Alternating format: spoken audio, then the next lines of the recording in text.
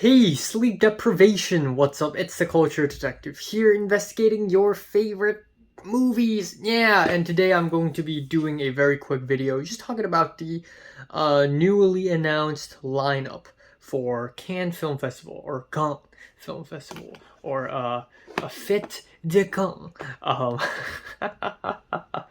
of 2024. So, earlier this morning at 3 a.m. in Pacific time, um, or I would consider last night. The lineup of films for this year's Cannes Film Festival is announced, and it is quite interesting. And as a film student who's studying in USC, and someone who has been interested in the festival for a little while already, I knew I had to talk about this for a little bit. So I'm just going to go over now, obviously, 80% of the names on this lineup, I've never even heard of them before. I'm a cinephile, but not that big of a cinephile, apparently. But even so, there are still a lot of films and a lot of names here that I really look up to. So, right off the bat, we have the Cannes premiere, and the special screenings. I don't know anyone from the special screenings. For the Cannes premiere, there's one director that I recognize, and that's Leo Cara?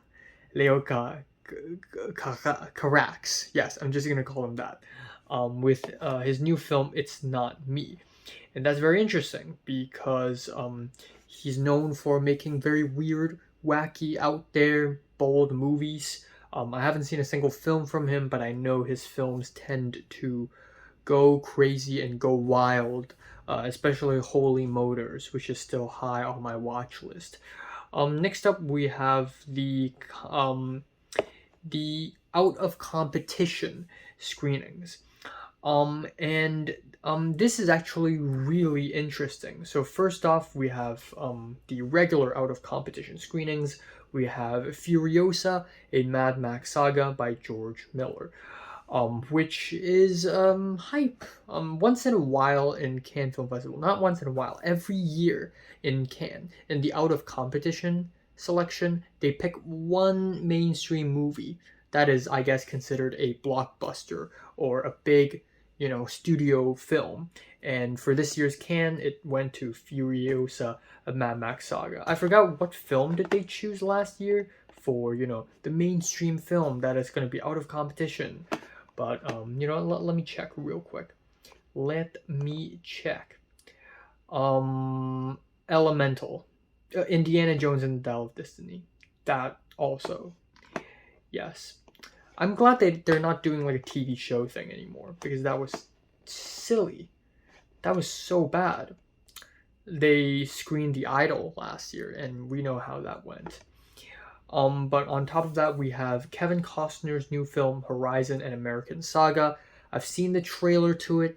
It seems like the most boring, plain, average, revisionist Western film ever, but I don't know. Maybe it's going to surprise the audiences. Who knows? Then we have the new film from Quentin Dupieux, the second act. I don't know much about this director. I know he made the film Rubber, which is about a rubber tire that kills people. But I think the biggest surprise in this out of competition selection is Peter Hosun Chan getting, out of competition, but getting screened with the film She's Got No Name, which is insane because it's a Hong Kong film mentioned, or more like this is a Chinese film starring Zhang Ziyi, but the director is from Hong Kong, so that's really cool. He's the same director as Comrades, Almost a Love Story, which I also haven't seen. Then for the midnight screening, we have I, the Executioner from Liu Song-wan. And I haven't heard much about this director, but I believe I, the Executioner is like a neo-noir film from Japan in the 1960s. So is this like a remake or something? I don't know. Also, apparently, He is responsible for films like Escape from Mogadishu, which was a pretty huge hit when it came out in South Korea back in 2021. He's also a friend of Park Chan-wook's because he cameoed in a lot of his films, or in a couple of his films. So I don't know, seems interesting. But I think the most interesting part is Soi Chang getting in with Twilight of the Warriors Walled In. Soi Chang made the film Limbo and released it in 2021. And Limbo is still the best Hong Kong film in the last decade. And that doesn't really mean much because Hong Kong cinema in the last decade has been absolute garbage. But it's always amazing to see Hong Kong being represented in the film festival. It's awesome. Last time Hong Kong got represented, I believe it was the year 2022. A short film got nominated, but again, it was more of a Chinese short film than a Hong Kong short film. And then before that, it is in the year 2020 when we have the very controversial documentary that I cannot name, or in 2021. Okay, now for the big one. Not yet for the big one, but still pretty huge. We have Un Certain Regard, and unfortunately, but also unsurprisingly, I don't know any of the names in this lineup. I don't know any of the directors here. So Guan Hu is selected here to be screened for Black Dog. I don't know anything about this director, but upon a little research, apparently he's made this very terrible anthology film about being patriotic to China. So I don't know how well is that gonna go. But otherwise, seems like a pretty solid lineup. Now for In Competition, which is of course the big one. We have All We Imagine Is Light by Payal Kapadia, Beating Hearts, Anora by Sean Baker. So, Sean Baker, new film. Oh my god, I didn't even know he's making a new film. It's a comedy film about sex workers, so basically Tangerine Part 2. But in all seriousness, Red Rocket was a really amazing film. I can't wait to see the next Sean Baker film, and I'm so happy for him that he's, screening at Cannes in competition. That's crazy. Next up is Ali Abbasi's The Apprentice, which is probably the most interesting film here because Ali Abbasi is an Iranian director, a Persian director. Last film he made was Holy Spider, which is sort of this journalistic thriller. But for some reason, his next film is Donald Trump biopic with Sebastian Stan playing Donald Trump. Like, what? What is happening? I don't know. But this is either going to be absolute shit or is it going to be a comedic masterpiece? So I'm interested. Then we have Bird by Andrea Arnauld, another film. Andrea Arnold. I don't know why I said it in a French accent, like Andrea Arnold. Um, so again, I know nothing about this director. Apparently, she made American Honey. So that's something to look out for. Next up, we have the new film from Jia Zhangke, revered art house Chinese director Jia Zhangke with a new film Caught by the Tides. This is his first film in 6 years since 2018's Ash is the Purest White. And it's funny because Jia Zhangke's previous 4 films have all been in competition for Cannes. So obviously Cannes loves him. Then we have the new film from Jacques Audiard. Then following down the list, we have the second biggest name here, Yorgos Lanthimos with Kind of Kindness. Absolute hype. Extreme hype. Super hype for this film, by the way. Extreme hype. I love the trailer too. He's filming in the scope aspect ratio 2.4 to 1. It looks modern day. It's American. It's going to be another really weird journey, but it's also something that I've never seen Yorgos Lanthimos enter. So that's fun.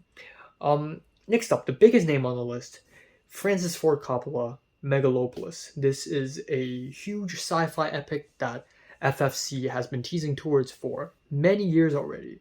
I'm glad he's finally made it. Of course, there have been some, doubts because it's been a while since he's made a film. So we don't really know. We're not really sure. Yeah, it's been 13 years since he's made a film, and we're not really sure if it's going to be, of the same quality. And also, even though the guy has made Apocalypse Now and The Godfathers and Conversation, um, there are also films from his filmography that are duds. So there are some doubts, but still excited nonetheless.